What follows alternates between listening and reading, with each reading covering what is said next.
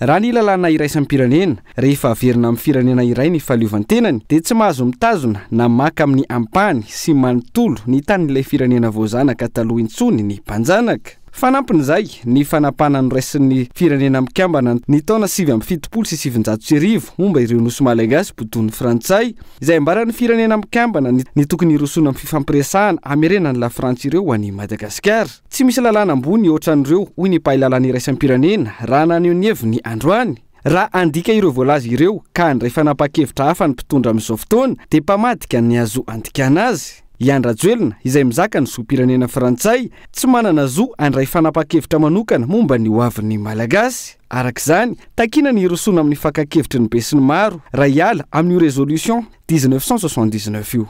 Raha isy hoe misy ekipa anankiroa manao baolina kitra eo ambony terrain, ny ray ekipa frantsay, ny ray Barea Madagasikara. Le capitaine d'équipe frantsay Macron, capitaine d'équipe Barea Madagasikara, haitsika ihany fa manao maillot Barea izy, fa tsy hainao marina na mamono makany amin'ny la Frantsa na mamono makaty amin'ny Barea. Ka ny tika tongavana dia zao, raha ivoaka n'le ara-dalàna n'le résolution de 1979, tsy tokony hananjo hanapa-kevitra an'izay irery amin'ny anaran'ny malagasy 30 tapitrisa io capitaine d'équipe Barea izay efa frantsay io.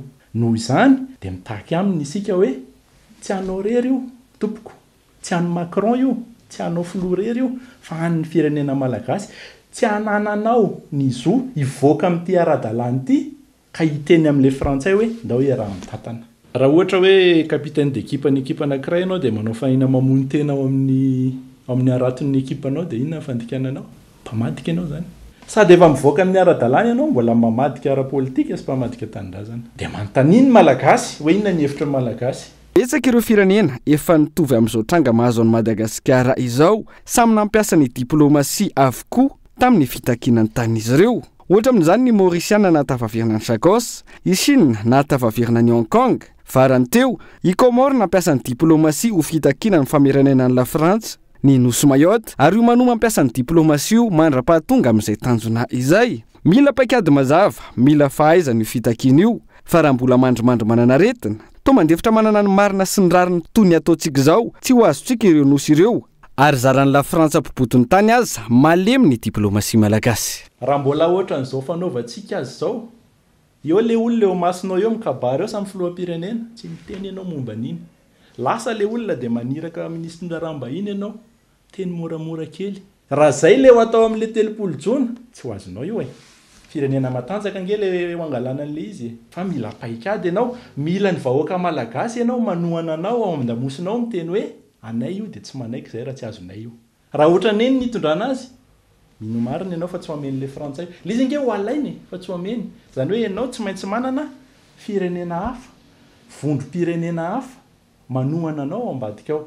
Raha tsy diso any Sadek ny teny hoe manohana anareo zay satria zay ny lalàna iraisam-pirenena, fa mitaky aloha nareo fa nareo tompony indray ve no tsy hitaky.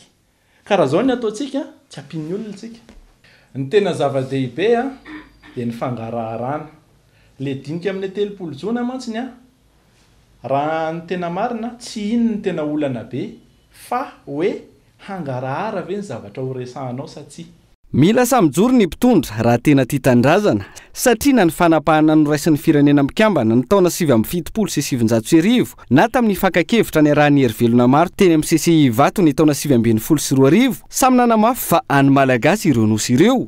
Tsy tokony hivoana amin'izay ireo nampindramina ny fahefana fa iroso amin'ny fanatanterana ny hevitra tapaka dia ny fitakiana ny iverenana ireo nosy ireo ho an'i Madagasikara hoy ny teo anivon'ny hetsy fampiraisana ny kristianina ho an'ny firenena na ny HFKF. Dia tena hoe ilaina ny mitondra ny hevitry ny malagasy, ny hevitry ny malagasy fa tsy ny hevitry ny olombetsina, ny hevitry ny mpitondra fotsiny.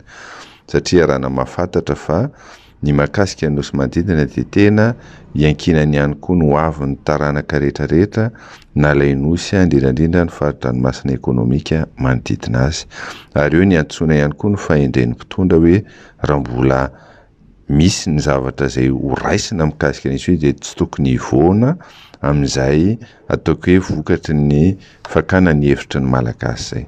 Dia eto aty hanamarika hoe raha mbola nisy ny consultation zay natao mahakasika ny nosy manodidina dia tamin'ny 11 décembre 2019 ho azy ny filoham-pirenena ankehitriny no nitarika ary maro amin'ireo tompon'andraiki-panjakana ankehitriny nandray anjara tao anatin'izany ary ny faritra rehetra ny avy any amin'ny faritra niaraka nandray anjara ary mazava ny zavatra nyresahana tao satria nanatrika an'izany koa ny tenako dia mbola vahavolombelona izany fa fanapa-kevitra mazava mila miverina amin'ny malagasy ny nosy ary apetraka ao anatin'izay ny souveraineté ny firenena malagasy aorinan'izay afaka miresaka isika an'izay mety fomba mety hoe iarovana na hitrandrahana na ifampirarana mino angamba fa tsy tokony hivoana amin'izay zavatra efa nitapahana teny amin'ny CCI vato aza miala amin'izay efa teny ny fanekena teny arana no tokony hitondrana famahana olana mikasika ny nosy manodidina. Mpisehatra sy manam-pahaizana nanaovana fanadihadiana sy naneho hevitra mikasika ny famerenana ireo ilizem-parsa ireo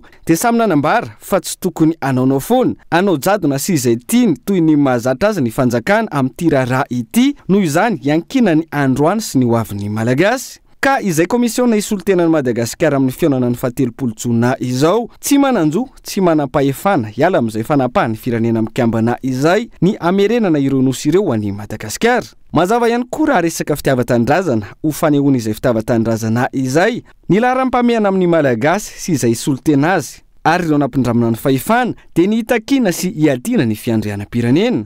Ny fiandrianan'i Madagasikara amin'ireo ilizem-parsa ireo aloha ary manarak'izay vao miditra amin'ny fifampitoniana sy fifanarahana samihafa fa tsy tahaka izao ataon'ny Andry Rajoelina izao ny sarety indray no mandeha alohan'ny omby.